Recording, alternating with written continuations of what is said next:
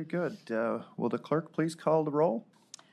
Calling the roll for the Monday, May 1st, 2023 Board of Control meeting. It is 11:04 a.m. We have Councilmember Meredith Turner. Here. Councilmember Dale Miller. Here. James Boyle serving as an alternate for Purnell Jones Jr. Present. Nicole English serving as an alternate for Mike Dever. Here. Catherine Gallagher serving as an alternate for Chris Ronay, County Executive. Here. Michael Chambers, Fiscal Officer, serving as Chairman. Here. We have a quorum. Oh, no, Paul Porter. Here. We have a quorum. Thank you. Is there any public comment? No public comment. Okay, let's go to our first item. Oh, time Review out. minutes, please. Yes, thank you. A little quicker. At this time, I will make a motion to approve the minutes from April 24th. Is there a second? Second. Seconded by Councilwoman Turner. All in favor, say aye. Aye. Opposed? The minutes are approved. Now we'll go to our first item. First item is BC 2023-264, Department of Public Works requesting authority to apply for grant funds from the State of Ohio Department of Transportation, Office of Aviation, in the amount of $777,487 for rehabilitation of aprons D1, D2, and D3 at the Cuyahoga County Airport in connection with ODOT project number 23-05, effective May 1st, 2023 to December 31st, 2023, and submitting the grant award with said application. Nicole English with Public Works. So this is the grant that ODOT Aviation is giving us this year. They are giving us $500,000, and the remainder would be county funds. This is for construction and also includes the design portion of this project. You would be seeing soon on council the award of the construction contract, so that'll be going through council. Thank you, Nicole. Are there questions from the board? I have a couple. Please.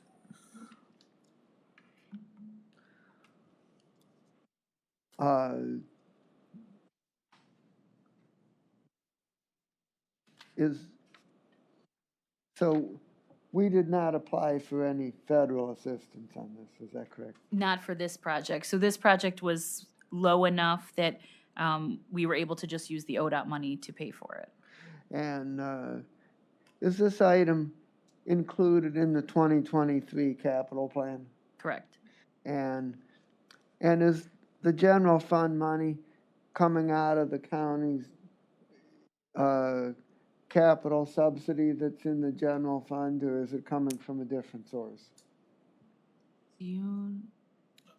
Melanie's off on vacation, our fiscal. I'm making an exception. It's not out of Matt's money, so this is coming out of the general fund. Okay. Not the capital. Not the capital that serves most facilities, but separate as the airport. Because we do a separate airport capital plan, so I believe it's being funded from that, which is funds that are associated with the airport. So there's The money budget. for this in the airport Correct. budget? Yeah. Yeah, the design piece was already paid for because it's been done. The FAA and ODOT for their aviation grants are a little bit different. You actually go through the whole process of getting the bids, and then you submit the exact costs to apply for the grant. So you kind of do the grant later on, and so we've already done the design, and then you can include that in your grant request too. So some of this has already been funded before on the airport plan, and then the construction will be funded once we award it. And is this part of development's budget, or is it Public Works. Public Works? Correct. Okay, Public Works, okay. Are there additional questions on the item? Seeing none, I will make a motion to approve the item. Is there a second? Seconded by Councilwoman Turner. All in favor say aye. Aye. Aye. Opposed? The item is approved. Next item. Next item, BC 2023-265, Department of Public Works submitting an RFP exemption, which will result in an award recommendation to Cuff Leitner Chrysler Dodge Jeep Ram in the amount not to exceed $250,850 for 7 replacement new, never titled 2022 city cargo vans for use by the Facilities Division, and submitting a purchase order with said RFP exemption. Good morning, everyone. Tom Pavich, Public Works. This item is the approval or the award recommendation to Cuff Leitner Chrysler Dodge Jeep Ram. This is for the purchase of 7 Ram low roof van cargo vans. This stems from a competitive bid that we did. It was an informal competitive bid we did for our trades. We bid this out competitively. We had multiple efforts through the bidding system. We had DEI efforts. We also searched websites, called local dealerships. These types of vans have been discontinued by all manufacturers, and these are the ones that are specially used by our trades because of their low roof and their maximum capacity to carry all their tools and equipment. They fit in the parking garages and lots. With the vendor that did bid the sole bid, did come back and he offered, he had a total of 7 on his lot, and we're just looking to capitalize on that to purchase all of those. That's why it's coming through as an exemption, but it did stem from a competitive bid. All 7 are in our multi-year forecast to replace trades vehicles. Okay, thank you, Tom. Are there questions from the board? Yes. Please. Given that these vans have been discontinued, do we have any concerns about ongoing maintenance? With these actual vans or purchasing new ones? With these new vans, do we have any concern that after a few years, we're not gonna be able to get parts for them and stuff like that? No. In talking with our fleet manager, I mean, he's confident that they're still gonna have parts, they're still gonna be able to get them. They may not be OEM, they could be aftermarket parts, but, you know, we're gonna take advantage of getting these in place. Are there additional, Mr. Boyle? Oh, sorry, Councilman, please. One more question. How does the price compare with what you expected?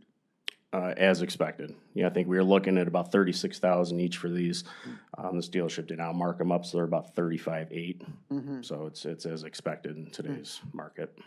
Okay, fine. Are these, is this not the state contract, there's no state contracting for these? No. There may have been years ago, but I don't think there's any current ones, especially now that these are discontinued. I know Ram discontinued, Ford discontinued, and I think Mercedes just announced a few months ago they discontinued theirs, and I don't think we're gonna go after Mercedes anyways. All Ford are driving Mercedes around here. I would note that Health and Human Services does have a Mercedes Sprinter van for some of their outreach, and it was the most affordable option at the time. It was, and I remember that bid, yes. There were questions about it, but it wasn't a Mercedes in the traditional sense. Are there any additional questions? Move approval. Second. Moved and seconded by Mr. Boyle. All in favor, say aye. Aye. Opposed? The item is Thank approved. you. Next item, please. Next item, BC 2023-266, Department of Public Works submitting an RFP exemption which will result in award recommendation to River City Furniture, DBA the RCF Group, and the amount not to exceed $30,913.70 for a joint cooperative purchase of 21 chairs to be delivered and installed at the county courthouse, and submitting a purchase order with said RFP exemption. Good morning, Matt Reimer with the Department of Public Works. This is a supporting procurement for our renovation of our 8th District Court of Appeals, courtroom number 3 and associated office spaces, and some limited work in courtroom number 2 as well. This is the resulting furniture purchase for the 6 judges' chairs behind both benches. As you know, it's Court of Appeals, so 3 judges per bench, and then the associated attorney support chairs for each courtroom. It is by cooperative purchase agreement, and this is based on the vendor and the chair that was purchased for the Court of Common Pleas in the court's tower before this. Okay, thank you, Matt. Are there questions from the board? Councilwoman, please. When was the last time they had? Well, the ones we threw out were really bad, not to mention the reason for this project was a mold event, so we had to get rid of the chairs, but they were dated significantly. So the chairs that they use now, will those be thrown away or will they be donated? So one courtroom is completely demolished, and there have not been interim chairs brought back in because that courtroom has been out of service now for almost 18 months while we execute this project and the mold mitigation that preceded. The other one, they are still using those chairs. Those will be replaced, and we will analyze those for if they can be reused elsewhere for a different purpose, but not for court purposes. Councilman? Yes, could, Could you describe the chairs? The price is $1,300 or $1,400 each. That seems like a lot of money for a chair. So the judges' chairs are a high back leather with wood trim, and the only difference between the attorney's chairs is that it's a lower back, but it's the same model line. It's a Trinity Series chair. This is, again, based on a similar style that the Court of Common Pleas went with their standard and the court's tower, but this is a less expensive option than that chair that was previously selected by them. That was our basis of design, was what the Court of Common Pleas had just replaced throughout their facility. And you're correct on the unit price, $1,334 for the judges' chairs and $1,346 for the attorney chairs is the unit price. Are there additional questions? Mr. Boyle, please. So the Court of Appeals is a state court as well. Is the state offsetting any of the cost here? Not on this project because of the generation of the project. It was a facility event that necessitated complete demolition and mold remediation, and now we're going back with the renovation to get it back up to standard. That includes the furniture? I mean, I get fixtures and all the other stuff, but the furniture as well? Well, the furniture all had to be thrown away. It was unsalvageable.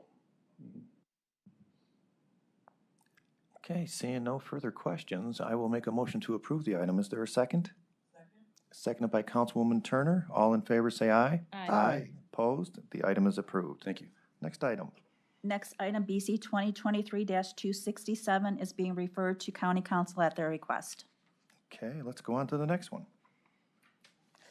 Next item, BC 2023-268, Department of Public Works recommending an award on RQ 10143 and enter into a contract with Air Gas USA LLC in the amount not to exceed $275,000 for the purchase of various bottled gases for various county departments, effective upon signatures of all parties for a period of 3 years. Good morning, everyone. Tom Pavich in Public Works. This is approval of a 3-year contract with Air Gas. This is for various types of gases. Think oxygen, propane, helium, argon for all of our welders. There's different types of gases we use by all of our trades. This was a competitive formal bid. We actually bid this, I think, 3, possibly 4 times. This one, we did get one bid. They were compliant, and this is the 3-year award submission for that. Okay, thank you, Tom. Are there questions from the board? Seeing none, I will make a motion to approve the item. Is there a second? Second. Seconded by Ms. Nicole English. All in favor say aye. Aye. Opposed? The item's approved. Thank you. Next item. Next item, BC 2023-269, Department of Development recommending an award and enter into an agreement with City of Euclid in the amount not to exceed $455,426 for home-funded activities for the period May 1st, 2023 through April 30th, 2025. Thank you. I'm Prentice Jackson, Jr., representing the Department of Development. This contract is for our home consortium, City of Euclid, for the years of 2021 and 2022 for an approximate amount of $455,426. And the funding is coming from our Home Investments Partnerships Program, annual allocation from HUD. Okay, thank you, Prentice. Are there questions from the board? Councilwoman. This is for affordable housing, and so this particular grant for the City of Euclid, it will be for tenant-based rental assistance, for down payment assistance, and for home repair. Yes, it's an acronym from the Home Investments Partnerships Program. It's a federal program. Mr. Boyle, sure. What are the, can you just send me if you know them right now, what are the cities that are in the consortium? If not, it's Parma, Euclid, who else? Yes, Cleveland Heights, the City of Euclid, the City of Lakewood, and the City of Parma. All right, so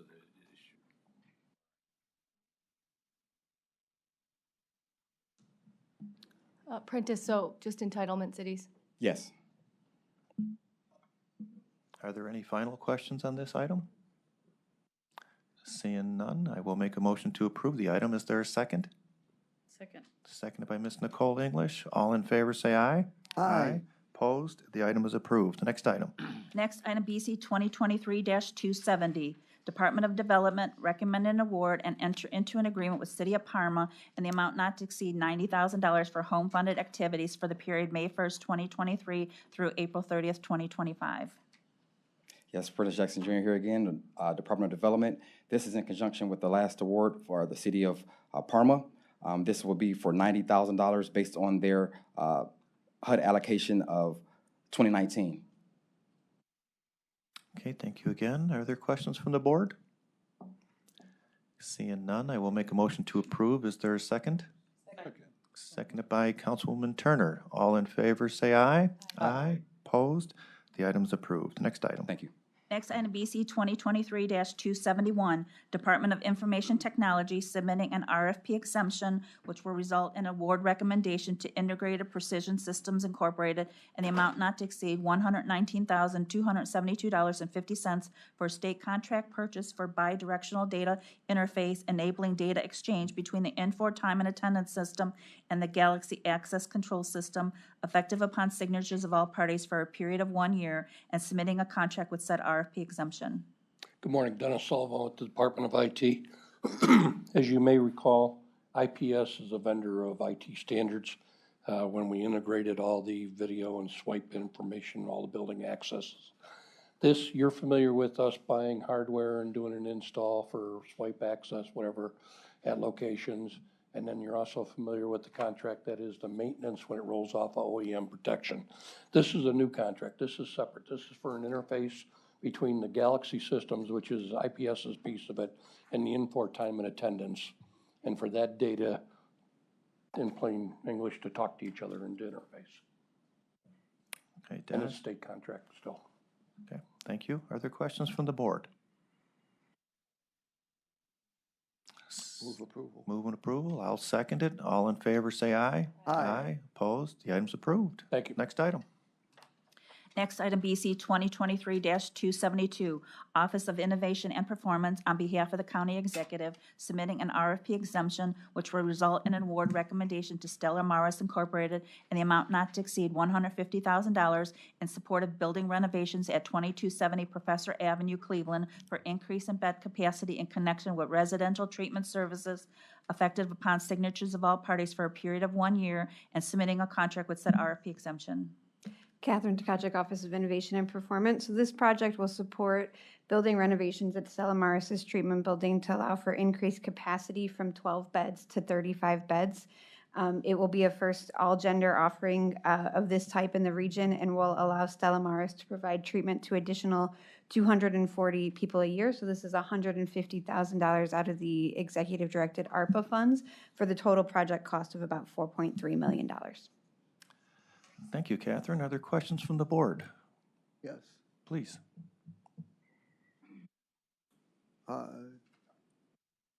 With this assistance, is the project fully funded, or do they still have money they need to raise? I believe it is fully funded, but I will confirm that and let you know. Thank you. Are there additional questions? Mr. Boyle? No. Okay. No, I mean, I was wondering where they're gonna start, but if they're still waiting on, I mean, that would kind of be the same question. Okay, good. You don't mind then sending that with the team? Yep. Okay, cool. We need the bed capacity. And the bed, Oh, yeah. Move for approval. move for approval, seconded by Mr. Boyle. All in favor, say aye. Aye. Opposed? The item's approved. Next item.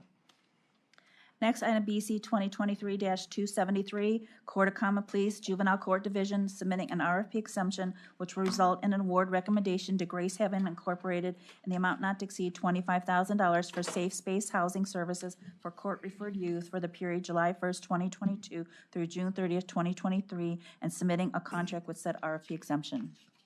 Hi, Sharon Allen, Juvenile Court, here to present the new contract for safe space housing for trafficked and exploited children.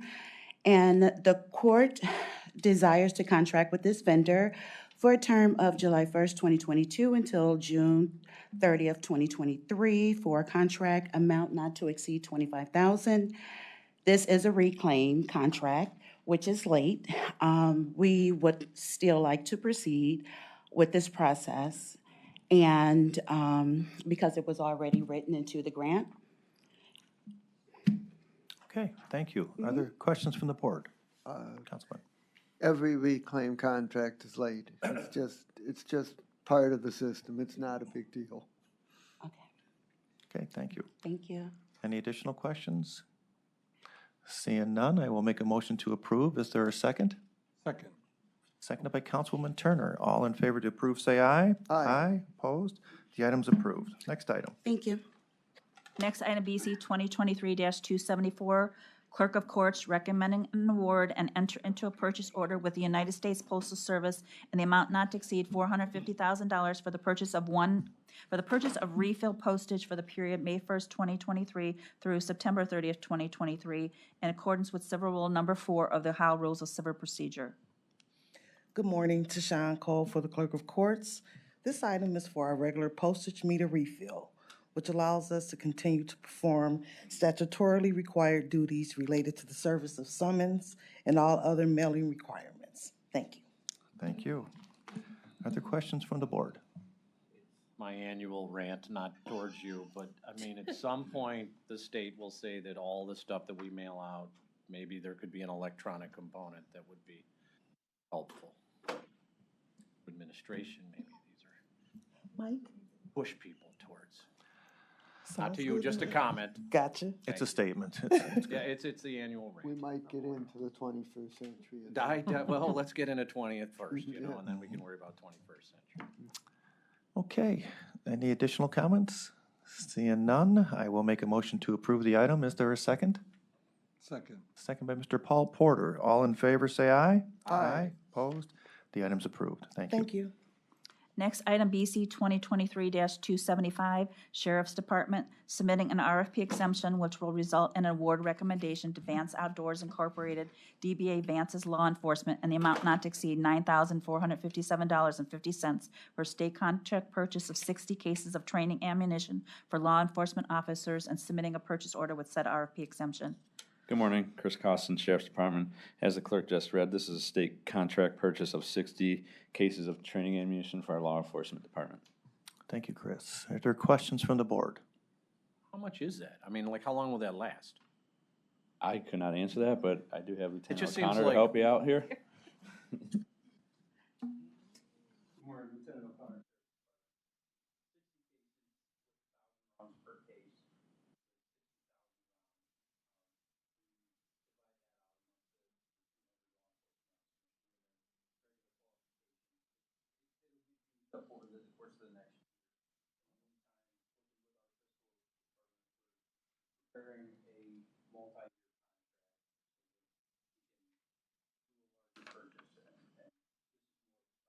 Okay.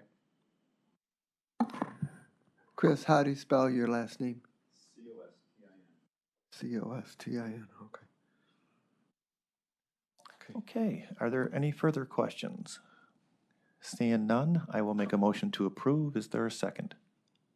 Second. Seconded by Mr. Paul Porter. All in favor to approve, say aye. Aye. Opposed? The item's approved. Next item. Next item, BC 2023-276, correcting to read, Sheriff's Department recommending an award and enter into a contract with Lexipol LLC in the amount not to exceed $36,000 for a customized wellness application for use on all mobile devices in connection with the fiscal year 2022 Law Enforcement Mental Health and Wellness Act, effective upon signatures of all parties for a period of 2 years.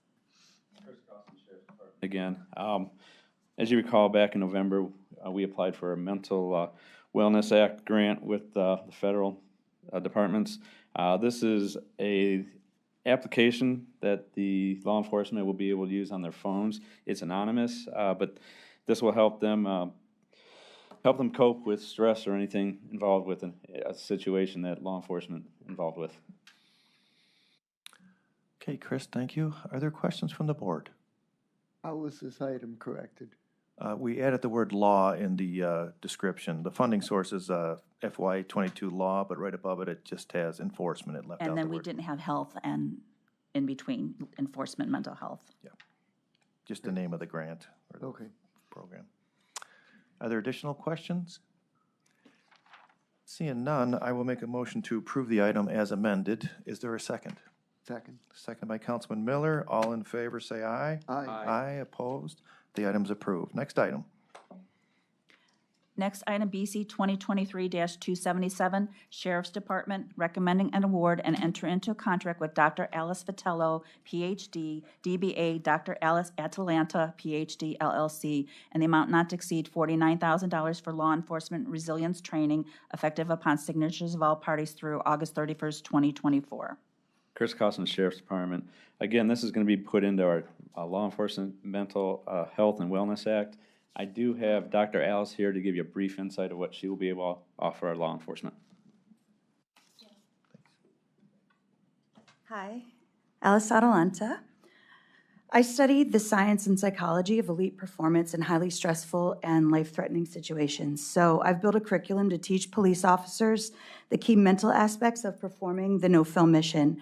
This is based on interdisciplinary experts in multiple fields, including leading scientific researchers, law enforcement educators, professional athletes and coaches, clinical psychologists, high-level leaders, and others in life or death professions. The objective of this training is twofold. It's to create police officers who are elite decision makers, who remain calm, unflappable, moral, and clear thinking under extreme life or death pressure. I achieved this focus by focusing that training in two key areas. So one is stress response and high performance.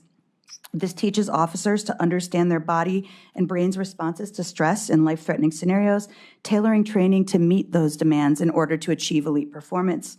And two, preventative resilience strategies. So rather than waiting for something bad to happen before we try to pick an officer up, we teach resiliency strategies that are utilized by the best in the world to reinforce officer physical and mental health in order to combat the suicide epidemic and reinforce elite job performance. Thank you very much. Are there questions from the board? Yes. Please. Mr. Chairman, thank you very much for your willingness to serve in this important capacity, and I'm wondering if you're familiar with Malcolm Gladwell's work in this area and what you think of it. Very much so. I don't lean heavily on Malcolm Gladwell specifically. Can you be more specific about which theory or which? I'm talking about his approach to life and death, shoot, no shoot kind of decisions. So I work more, and I'm not specifically familiar with Gladwell's work in that area. I lean more towards the law enforcement education field. So I look at folks like Dave Grossman, who's considered one of the foremost law enforcement educators in the country, and all of the science surrounding the brain's reaction to stress, stress-induced and adrenaline-induced heart rate increases, how those affect cognitive performance, things we can do to manage our body's biometrics on the scene of a critical incident in order to throttle back our body's adrenaline response and thus retain higher cognitive ability and thus make more calculated analytical decision-making, which is unusual. These are trained capacities and are not things that humans innately have. So I'm sure Gladwell covers some of that. I know he's a little bit more general, but yeah. So can you give us some quick ideas on what are some of the most effective ways to dial down a stress response in an extremely difficult situation? Sure. One really basic one, and this is the sort of the nexus of where the preventative resiliency strategies and self-management on the job can intersect. We know that meditation and breathing, controlled breathing, is a very useful skill for mindset, for stress management off the job. But we also know that on the job, so whether you're looking at a professional athlete, for example, anybody whose job requires management of adrenaline. In fact, I'll confess I was doing it before I came up here to speak because I wanted to make sure I could think clearly instead of be nervous. But we teach that breathing.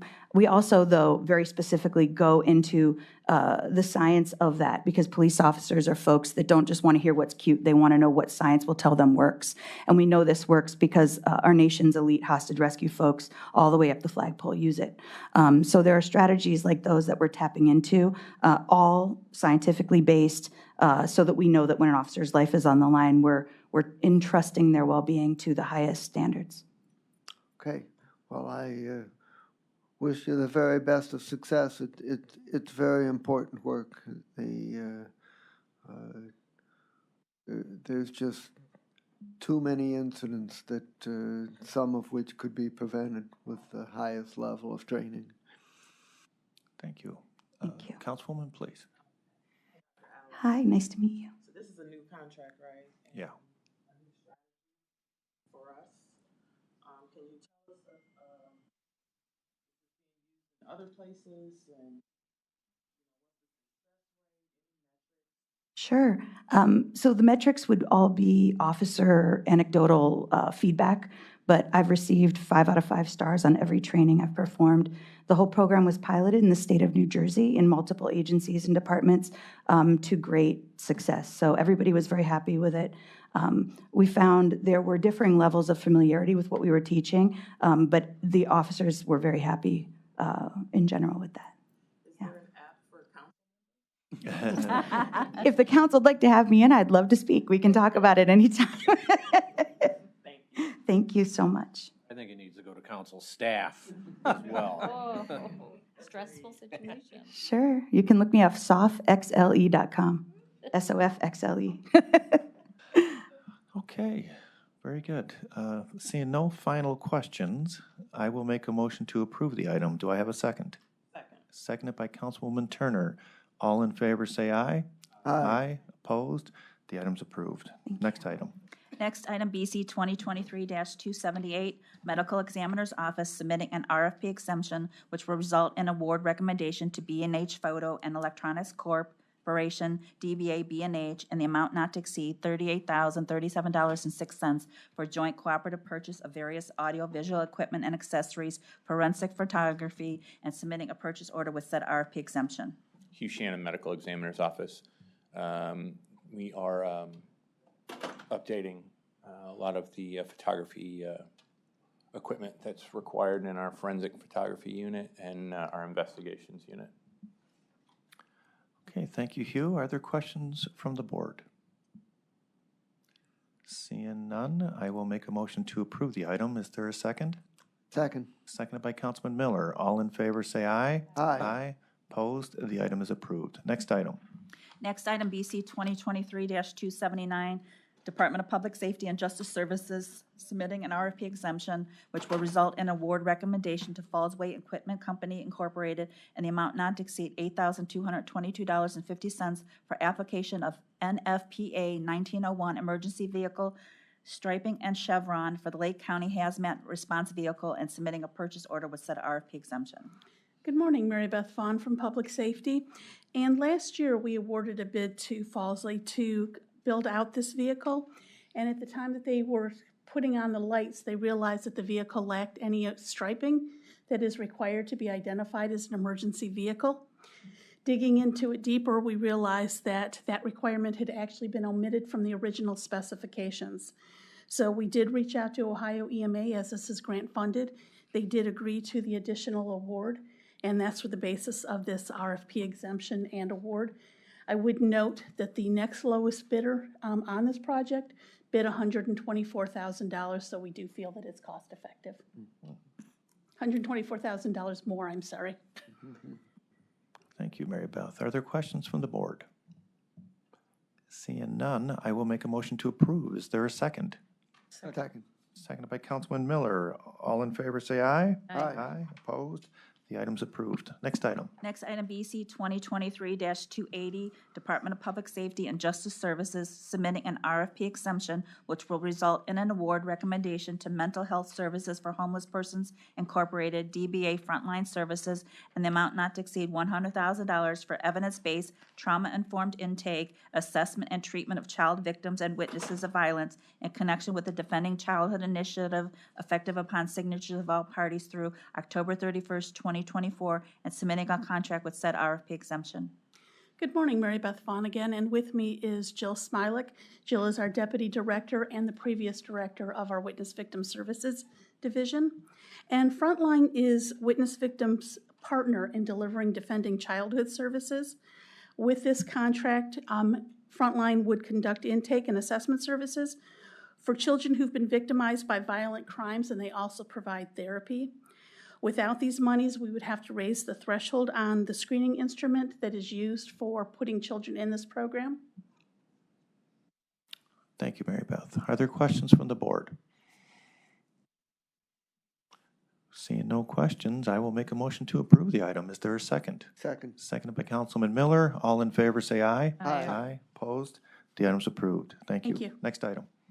Next item, BC 2023-281, Department of Health and Human Services, Division of Children and Family Services, submitting an RFP exemption which will result in an award recommendation to Jim Stewart Transportation LLC in the amount not to exceed $5,032.25 for emergency placement transportation services provided on October 1st, 2022 for the out-of-home care program and submitting a purchase order with said RFP exemption. Good morning, Marcos Cortez with Health and Human Services on behalf of the Division of Children and Family Services. Again, this is a purchase order to pay for a secure transport for one of our children who was placed in Texarkana, Arkansas. The child was deemed an imminent threat to the staff's safety, so they asked us to provide an immediate removal. We unfortunately could not provide an immediate removal, so the vendor secured their own transport to bring the child back to Cuyahoga County. Thank you, Marcos. Are there questions from the board? Seeing no questions, I will make a motion to approve. Is there a second? Second. Seconded by Paul Porter. All in favor, say aye. Aye.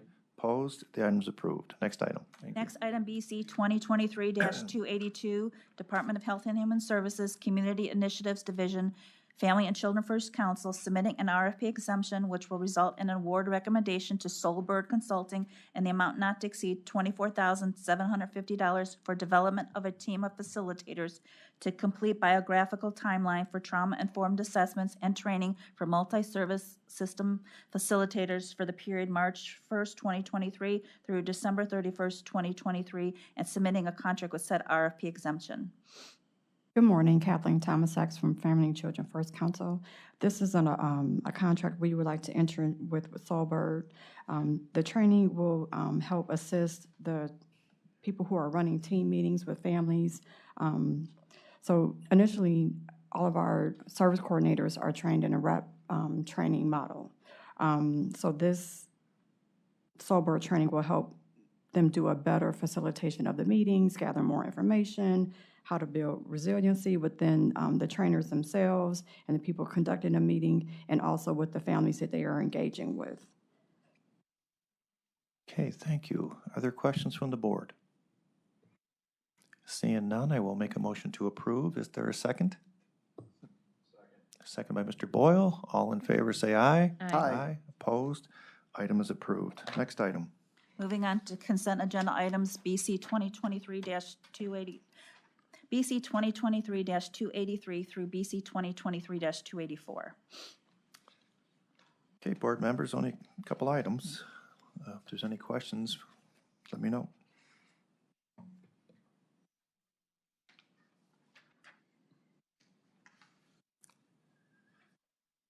Okay, seeing no questions, I will make a motion to approve today's consent agenda items as listed. Is there a second? Second. Second by Mr. Paul Porter. All in favor, say aye. Aye. Aye. Opposed? The item is approved. Moving on to other business. There's no other business. Any public comment? No public comments. I will make a motion to adjourn. Is there a second? Second. Seconded by Councilman Turner. All in favor to adjourn, say aye. Aye. Opposed? We're adjourned. Thank you. Okay.